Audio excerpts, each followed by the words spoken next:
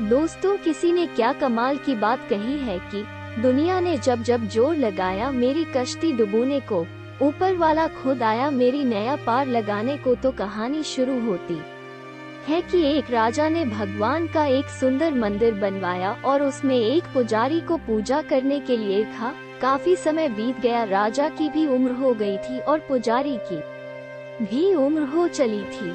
लेकिन राजा का एक नियम था कि वो हर सुबह अपने सैनिक के साथ एक फूलों की माला भिजवाया करता था और उस माला को पुजारी जी भगवान श्री कृष्ण को चढ़ाया करते थे।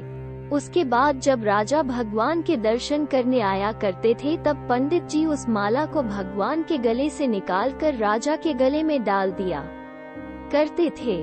ये लगभग रोज की दिनचर्या बन गई थी। पुजारी जी बूढ़े हो चले थे और राजा भी बूढ़े हो चले थे। एक दिन राजा की तबीयत खराब हो जाती है तो राजा ने माला सिपाही के हाथ भिजवाते हुए सिपाही से कहा कि पंडित जी कहना कि आज हमारी तबीयत ठीक नहीं है तो आज हम आ नहीं पाएंगे, तो आज हमारा इंतजार न करें। उसके बाद सिपाही ने माला जाकर पुजारी जी को दे दी और सारी बात पंडित जी को बताई। पंडित जी ने भी माला को श्री कृष्ण को चढ़ा दी। तो उसके बाद पंडित जी ने सोचा कि इतने साल गुजर गए कि भगवान की इस माला को हमेशा राजा जी को ही पहनाई है, लेकिन आज तक मैंने कभी इस माला को कभी खुद नहीं पहना। तो हो सकता है कि जरूर यह प्रभु की इच्छा है कि इतने सालों में आज मौका मिला है कि प्रभु की इस माला को मैं अपने गले में पहन पाऊं। तो ये तो परंपरा ही थी कि प्रभु की वह माला तो निकलती ही थी। तो इस बार पंडित जी ने वह माला अपने गले में डाल ली, लेकिन तभी सिपाही दौड़ते हुए आया और बोला कि महाराज को वहाँ कुछ ठीक नहीं लग रहा है। तो राजा साहब मंदिर की तरह ही आ रहे हैं, आप तैयारी करना शुरू कीजिए। राजा को लगा कि इतने सालों से बनी हुई परंपरा कहीं टूट न जाए, इसीलिए वो मंदिर की ओर आने लगे। जैसे ही पंडित जी ने ये सुना, उन्होंने तुरंत माला गले से निकल और भगवान को पहना दी। घबराहट में पंडित जी समझ नहीं पाए कि उन्होंने क्या गलती कर दी है। पंडित जी को लगा कि अगर राजा को पता चला तो वह उसे दंड दे देंगे। अब राजा आए तो रोज की तरह पंडित जी ने माला भगवान के गले से उतारी और राजा को पहना दी। लेकिन राजा की नजर माला पर पड़ी, उसमें एक सफेद बाल था। राजा को बात समझ आ गई कि ये सफेद बाल पुजारी का है।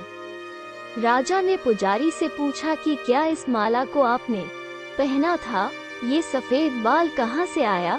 तो पंडित जी डर गए और डर के मारे बोल दिया कि यह सफेद बाल तो श्री कृष्ण का है, भगवान का है।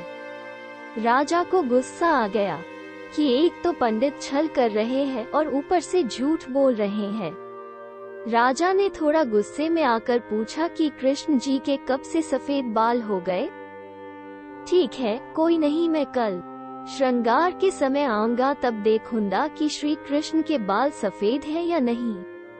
और याद रखना पंडित, अगर बाल काले निकले, सफेद नहीं निकले, तो कल आपको इस छल के लिए मृत्यु दंड दिया जाएगा। और राजा गुस्से में तमतमाते हुए वह से चले गए। और इधर पंडित जी को अपनी मृत्यु नजर आने लगी थी। वो श्री कृष्ण के आगे दंडवत कर लेट गए और बोले कि प्रभु मुझे क्षमा कर दीजिए, मैं लोभ में आ गया था। मुझे लगा यह माला मुझे भी पहननी चाहिए। मुझे बचा लीजिए प्रभु, नहीं तो कल राजा के हाथों मेरी मौत निश्चित है। पंडित पूरी रात भगवान से विनती करते रहे, रोते रहे, प्रार्थना करते रहे कि प्रभु मुझे बचा लीजिए। अगली सुबह राजा श्रृंगार के समय पहुंचा और पहुंचने के बाद राजा ने पंडित से कहा कि पंडित जी मुकुट उतारिए, मुझे बिहारी जी के केश देखने हैं। पंडित जी ने डरते डरते मुकुट उतरा और जैसे ही मुकुट उतरा राजा चौंक गया। श्री कृष्ण की मूर्ति के बाल सफेद थे, लेकिन राजा को लगा कहीं ऐसा तो नहीं कि पुजारी फिर कोई छल कर रहा है, कहीं इसने अपने जान बचाने के लिए बाल रंगवा तो नहीं दिए। तो बाल की जांच करने के लिए वो बाल तोड़ने लगे और जैसे ही राजा ने बाल तोड़े, मूर्ति में से खून बहने लगा। राजा ये देखकर भगवान के चरणों में गिर गए, क्षमा मांगने लगे। कि क्षमा कर दो भगवान, मुझसे बहुत बड़ा पाप हो गया। मैं शक में इतना अंधा हो गया कि मैं सही गलत भी भूल गया।